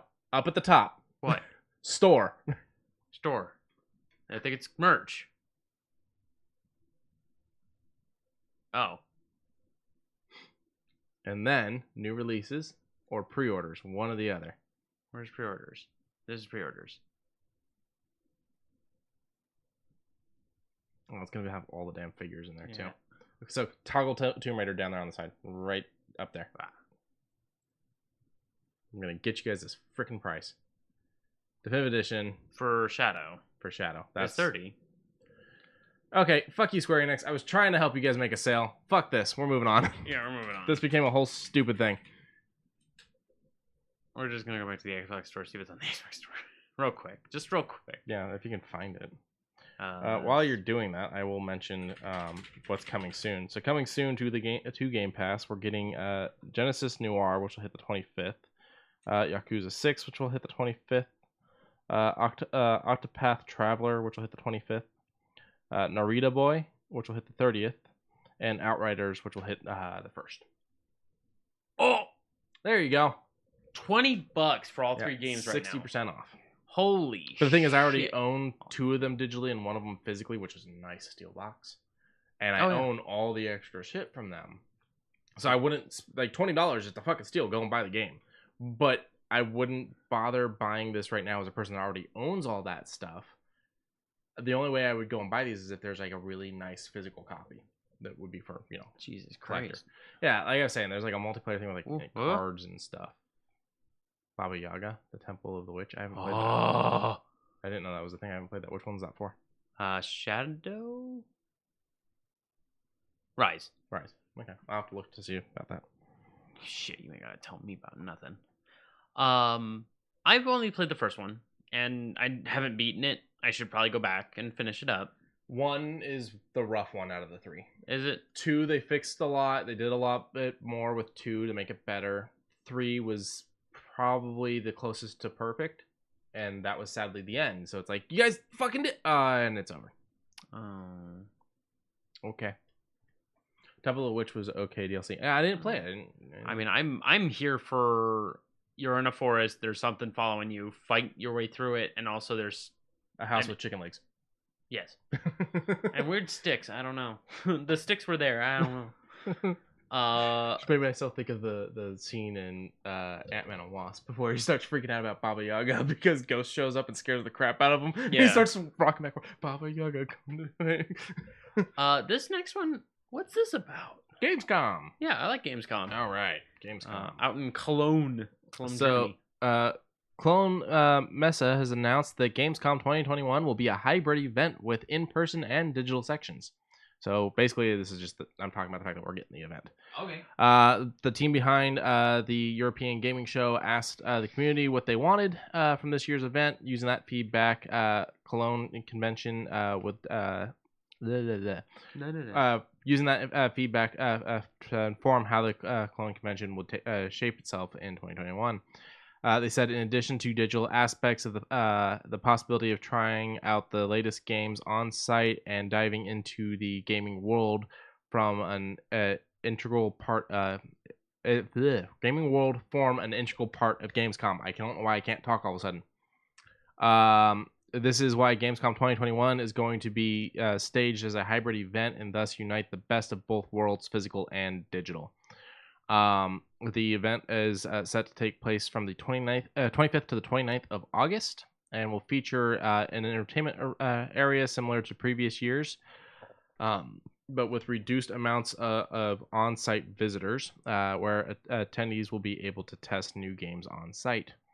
It will be complemented with a digital queue management system to control crowds. And there will also be an event area that offers space to host esport competitions and cosplay contests, as well as an expanded business area to provide trade visitors with optimal networking conditions under current conditions. Gamescom's digital output will feature Gamescom's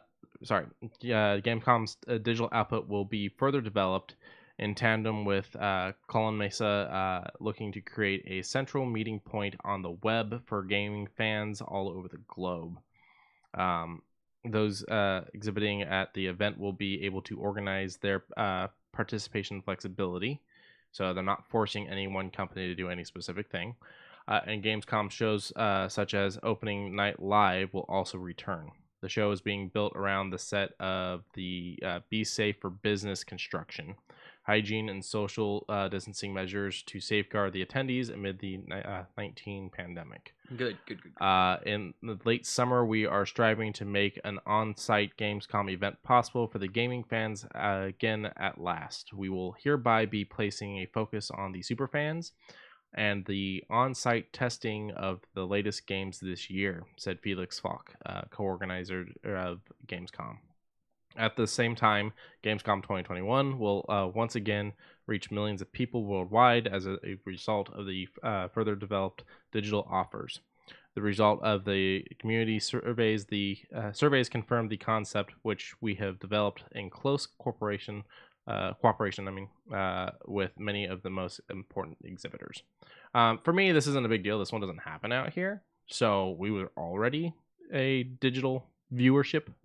But it's interesting to see a company trying to make a physical thing happen after E3 just said, nope, fuck it, and canceled, and they're going to go full digital.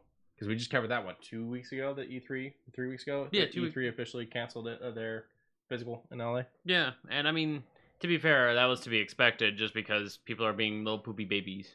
I mean, they're still being little poopy babies, but Yeah. you know what I mean. I'm glad to see that I'm glad to see that they're being very translucent. They're being very straightforward. They're being very safe, and I have no problem with this. The only ones that I can see having a hard time with this is, you know, those that are stationed primarily here in the States. But, oh, wait a minute, you don't have to do anything because it's all digital. Yeah, you can go digital. But, you know, well, your portion could be digital. I am curious to know what Sony's going to do, because Sony doesn't really... They'll do their state of play, but as far as... Those are shit show. Yeah, that's going to be an interesting one. Probably not bad, but very interesting. And then you got Nintendo, who will be like, we got our thing. Don't worry. We'll announce it during your time. We'll have a slot in your show. No problem. Like, they're very polite, albeit very They just damning. They like their directs. Yeah, they're Nintendo Directs. Okay, good to know. Good to know. Boop. One of my favorite companies. Okay, so this is for Bandai Namco's new. I forgot the name. Scarlet Nexus. Thank you. You're welcome. Scarlet Nexus, which is set to release on June 25th, but they also announced an anime. Oh, good. That's I mean, what they this did this. trailer's for. They wanted to do the same for Code Vein, if I'm not mistaken, but that got. I don't want to say shit can, but I think it got condensed and pushed till later. Watch your scrolling. We don't need another Pringle guy. Oh, we do not need another Pringle guy. But yeah, if you want to queue up the trailer, they did drop the trailer, and it's got the Xbox logo on it, which I think is kind of goes to speak where Bandai's kind of thinking, because this is directly on their Twitter. Yeah. But yeah, the fact that, you know, we've got the game and the anime, this is like the new thing that's happening. I guess it's something that like Capcom's been doing for a while, but it seems to be the big thing that all these other game companies are turning into this, that they're like, let's do some form of animated film to go along with our movies. Mostly Japanese. I mean, to be fair, back in the day, Dead Space did it. That's right, they did. Yeah, you're right. I watched it. It was okay. Yeah, I'll give you that. But yeah, this is becoming a bigger thing. We're seeing it with League. We're seeing it with this now. Well, League took, God, 10 years to do it.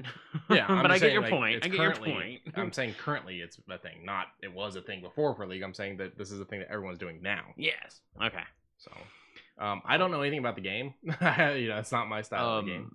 But knowing Bandai Namco, it's going to be a very difficult game. It's going to be a long one, from what I've been told. 75 hours if you're doing everything. If it's not Pac-Man or Galaga. Yeah, right. I like the concept of let's tell this story in different ways, and you know, not even necessarily in different ways. I like more like the Capcom concept or the League of Legends concept of you've got the game, now here's the stuff that happens between the games. You know? Yeah. But you know, if this one's just going to be the game, I mean, it's still cool. It's still cool to watch it, but it's just, I mean, it's one of those things like we like to see our material, the material we love in other formats. So reminds me of Nier Automata. I just started playing that from the first time. I want to say that's Square. I don't know what it is. You might want to type in the whole Platinum. Platinum. Okay.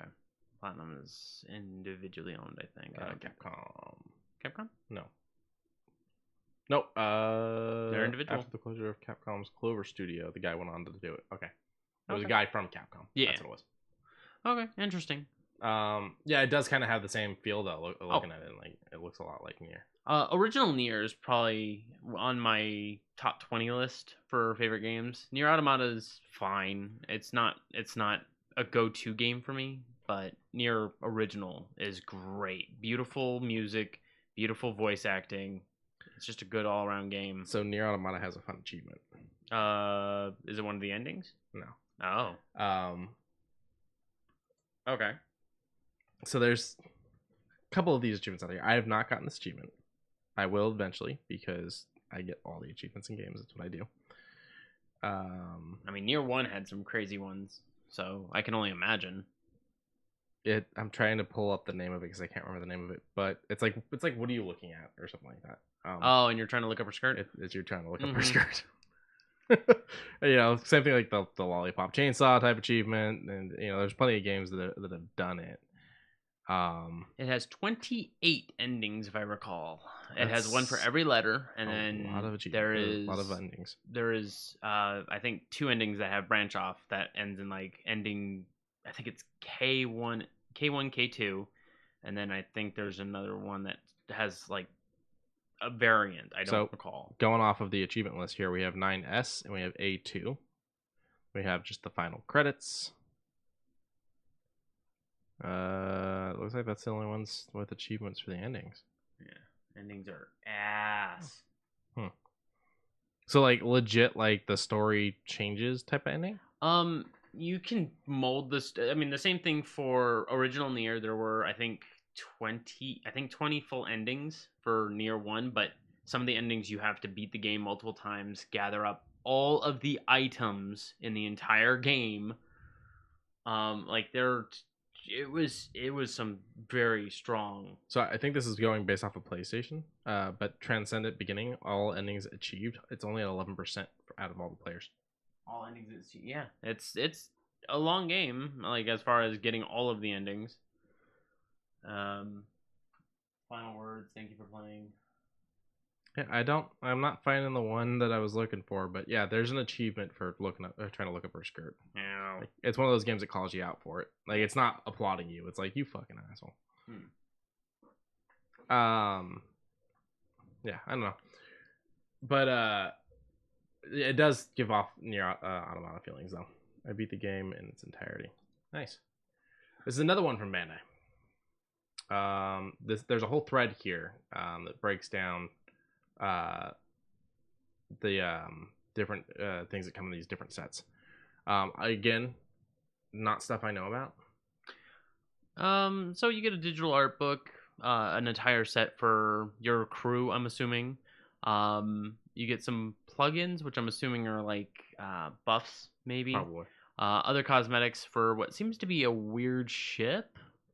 You get the soundtrack, which if it's Bandai Namco, you're gonna get a stellar soundtrack. I don't think there's any Bandai Namco game I've played over the last 12, 15 years that hasn't had at least a halfway adequate soundtrack. And then if you just get the regular edition, there's I said it was a separate thing. I didn't mean to say that. It's the same thing. It's just this cover is so different it fucked me up. Yeah. You get a steelbook if you pre-order, and the steelbook looks fine. Yeah. There's nothing wrong with it. I've always loved a steelbook. You can smack someone over the head with it. And then if you just get the pre-order bonus, in general, you get Baki attachments. I don't know what that is. Some certain cosmetics. I don't know what that is either.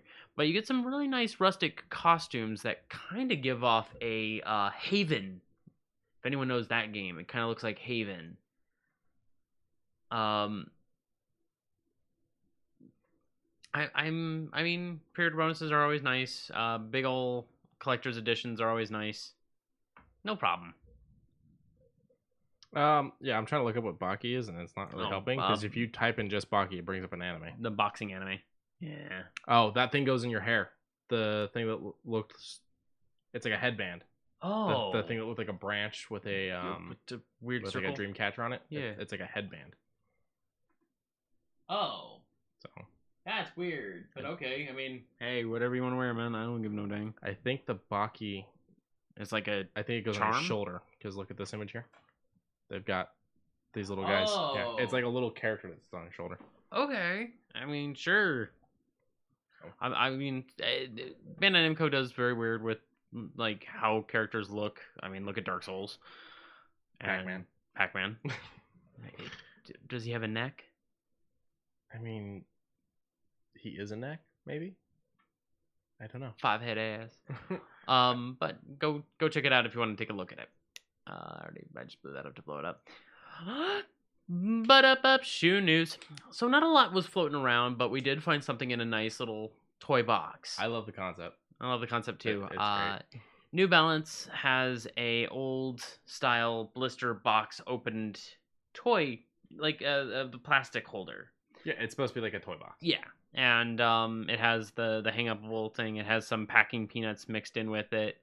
It's got like the cardboard back. The cardboard backing With all the information. The shoes look fine. A nice little off-color white, maybe cream, with a nice little swirl dip in blue, some dark navy, I would say. I mean, they look fine, but it's just the toy packaging that caught our attention. These are coming out in Hong Kong. There's there's 3 other colors. These are coming out in Hong Kong though, so I'm not sure how you can get your hands on them in the U.S. They're set for a March 20th release, so they just dropped yesterday.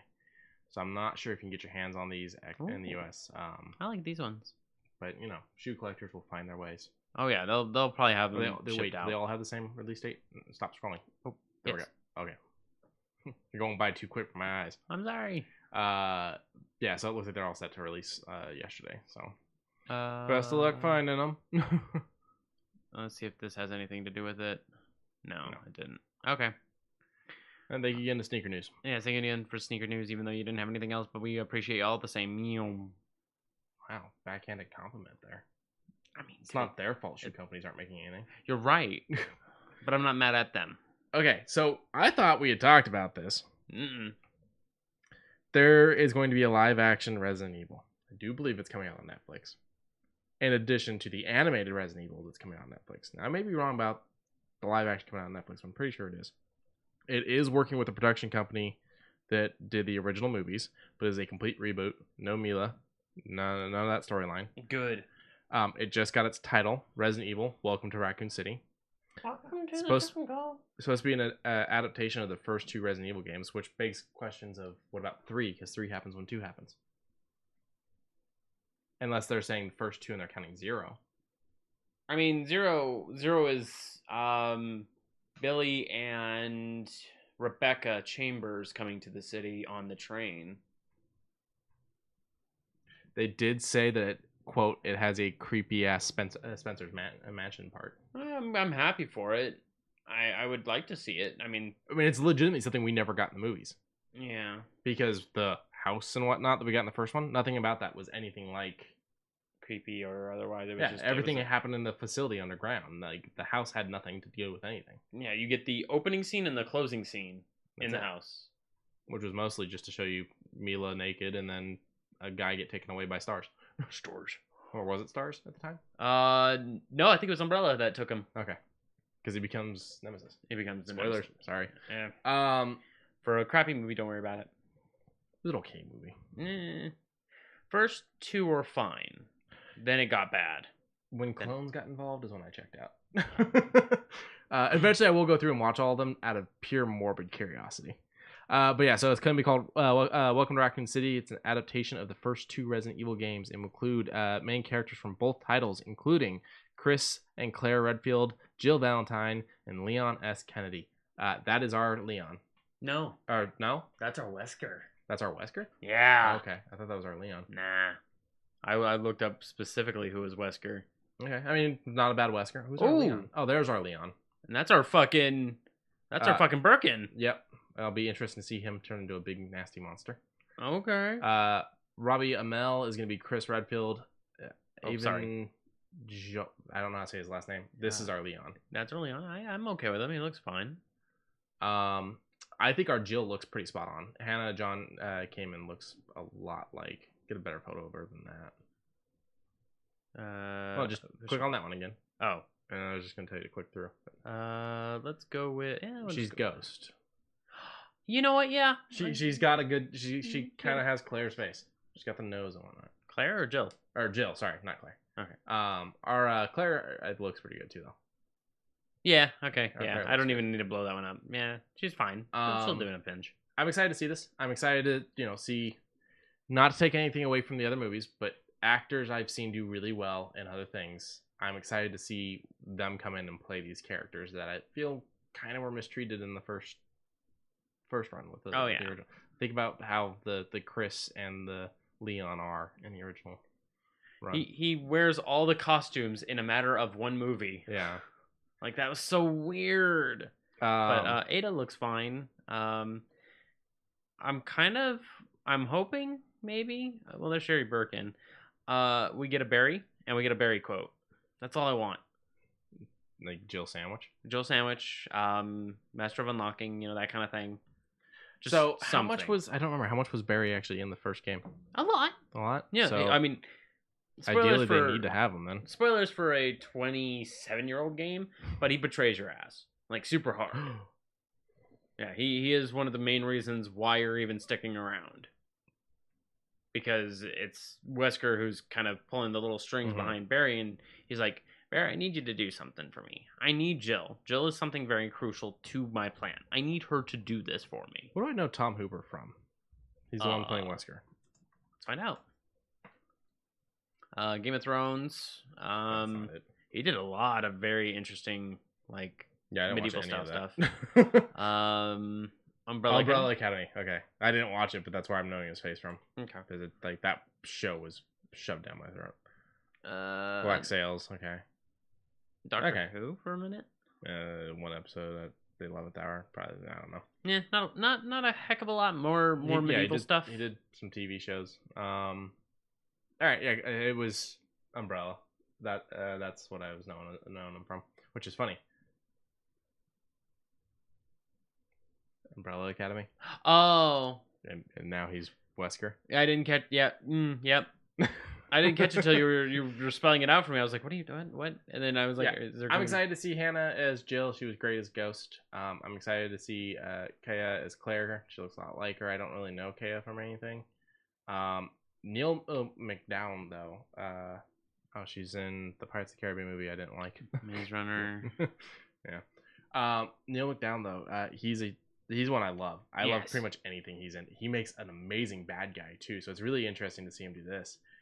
He's Dum Dum Dugan for anyone that doesn't know who he is. He's Dum Dum Dugan in Captain America, the first one, First Avenger. He's a bad guy throughout Justified. He's in one of the Hitchhiker movies. The Hitcher, I think is what it's called. I didn't know he was in Paul Blart. That's funny. He's kind of in everything. He's one of those actors that shows up in all kinds of stuff. He's just hanging out. Yeah. I'm excited for this series. I think this is going to be or not series, but this movie. It's going to be feature length. I think this is going to be the first time that Resident Evil's treated right when it comes to live action. So yeah, I'm hoping it does because I love this game series. Do me a favor and click on the writer/director. What? I want to see what else he's done. How do you say his name? His name is Johannes Roberts. Okay. I don't think I've seen any of what he's done. Let's check writing. Yeah, no, he wrote everything he directed, which is what he's doing with this. Okay. Right. Cool. All right, it'll be interesting to see what he does. Yeah. What's next? Badoo. Yeah, this one confused me a little bit. So. Did you like Ace Ventura? I love Ace Ventura. Did you like Ace Ventura too? Yeah. For me, not nearly as good as one, but I was about to say that, but I didn't. The rhino scene though. Yeah, the rhino. Yeah. Yeah. Yeah. So that one got me as a kid. Ace Ventura 1 is not aged the greatest. 2 is pretty okay still. Yes. What if I told you they're working on a third Ace Ventura film? Is it going to involve Jim Carrey? I would assume it has to. If it doesn't, I don't want to watch it. Well, let's break this down. Ace Ventura 3 is officially in works and is being written by the writers behind Sonic the Hedgehog, a film that had Jim Carrey. Okay.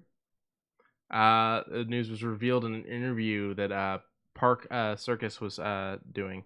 The production company Morgan Creek will produce who produced the original Ace Ventura films. They say we're pretty excited about our franchise developments with Exorcist and the Ace Ventura franchise. So they dropped 2 balls there. They're doing something with Exorcist. It's noticeable from the 3 million fans chanting on the official Facebook page for Ace Ventura that the audiences are clamoring for a third installment, Morgan Creek said. During COVID, audiences have been in love and are thrilled to have beloved characters brought back in new stories. Ace Ventura will see a new day at Amazon as a major motion picture / theatrical with the Sonic the Hedgehog writers who have worked with Carrie. It's got to have Carrie, otherwise people aren't going to watch it. And with the way they're talking, bringing the character back, number 3, yada yada, it's going to have Carrie. Mm-hmm. And he's back from his hiatus or whatever you want to call it, the time off he took. Yeah, he's back. He's doing things, going strong. So I'm excited for it. I am excited too. to see what it does. Yes. I'm excited to see him go all crazy on screen Oh yes. because he was amazing in Sonic. Oh yes, he was. That whole impromptu The friggin' dancing. Yeah. Yeah. So this next thing is the first look at Bird Girl coming April 4th on Adult Swim at midnight. I was not a fan of Harvey Birdman at Law. Wasn't a big fan of Space Ghost, Coast to Coast. And this is another one of those things. She's coming in, she's taking over as like the head of the company. And it's just not for me. But I know that there's a lot of fans out there dying for this and excited for this. How do you feel about it? What's that, Ben? I liked Harvey Birdman, Attorney at Law, and Space Ghost was a little hit and miss, but I enjoyed it all the same. I guess considering she's very much I'm just trying to be in my father's shadow, and Is that what the concept is? yeah, considering the father is the namesake on the runner of the lawyering. There's a lot of Adult Swim shows that I don't care for. No. That's very hit and miss Adult Swim for me. Rick and Morty's probably like the biggest one, you know. So Really? yeah, I'm not a huge especially when it was like we're gonna focus more on Adult Swim. Goodbye Toonami, like that. That was definitely a stab at me. Now Toonami's back, but now I've got streaming services and I'm an adult and can buy my shows, so it doesn't matter. Fair enough. So, yeah, this just doesn't speak too highly to me, but I hope the fans are happy with it. Yeah, I hope so too. So April 4th at midnight. Yeah, I'm actually surprised that they just threw her all into this new costume. She looked fine in the mini skirt and the what do they call it? The single active woman lifestyle. Nah. So the last thing I have at least pulled up is we finally got a date for Demon Slayer the movie Mugen Train, also known as Infinity Train. April 23rd in theaters 40, and I would love to see this in IMAX. So I think that I'm going to probably figure out a timeline of when I can see this. So it's saying April 23rd. It's saying in theaters 40X and IMAX. The question though is these anime films, when they come over to the States, they're always small showings. How hard is it going to be to get a showing, do you think? I mean, April 23rd, that's a month out. You might be able to find some showings. Let's see here. Theater for me. I guess nothing yet. Yeah. Because yeah, it's not gonna have anything much as far as fuck off Ghost. Yep, it's not gonna have anything yet. Yeah, I'm a little worried about how actually available this is going to be, but I don't know. I'm hoping that I can just walk over to the AMC over at what is it, the Palms, and just no, Palms doesn't have an AMC. oh, They have their own thing. That's where they used to do premieres and shit. oh, that's right. Well, maybe hopefully it'll be there. I just really want it. I want it, please. Thank you. I'm just happy that it's coming out. And then I believe it comes on digital platforms on the 23rd of June. I believe. That's not a very long. June 22nd. Run. Yeah, June 22nd is when it's going to be on digital platforms. That's pretty quick, the actual run. Yeah. I mean, it's been out in Japan for the last year and a half. I'm happy that we're getting it at all, but could have been a little quicker. Yeah. It's fine. Well, that's it. That's it. That's all I got. We always get these late, though. Yeah. Think about the fact that the anime Godzillas that are on Netflix were theatrical releases in Japan or Korea. One of those. And they did their full theatrical run out there, and then Netflix is the one that did the US drop. Yeah, June 22nd is Sock's birthday. Oh, well, happy early birthday.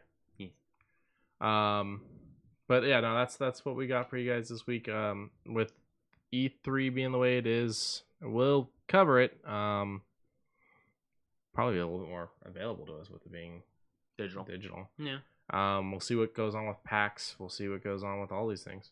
PAX is probably going to be a weird cluster truck, considering not Prime, the other one got nudged, Mhm. and everyone just was like, "Well, we'll release what we're gonna release, or we'll announce what we're gonna announce." Yeah. I don't know. It's been a weird year, and it's still gonna be a weird year. So, But we're here with you through it. All right. With that, make sure you guys like, subscribe, follow, tell a friend, tell an enemy, give us a review, and just never be afraid to espresso your love. I like that one. I'm glad. Yeah. All right. Bye, guys. Bye, everybody.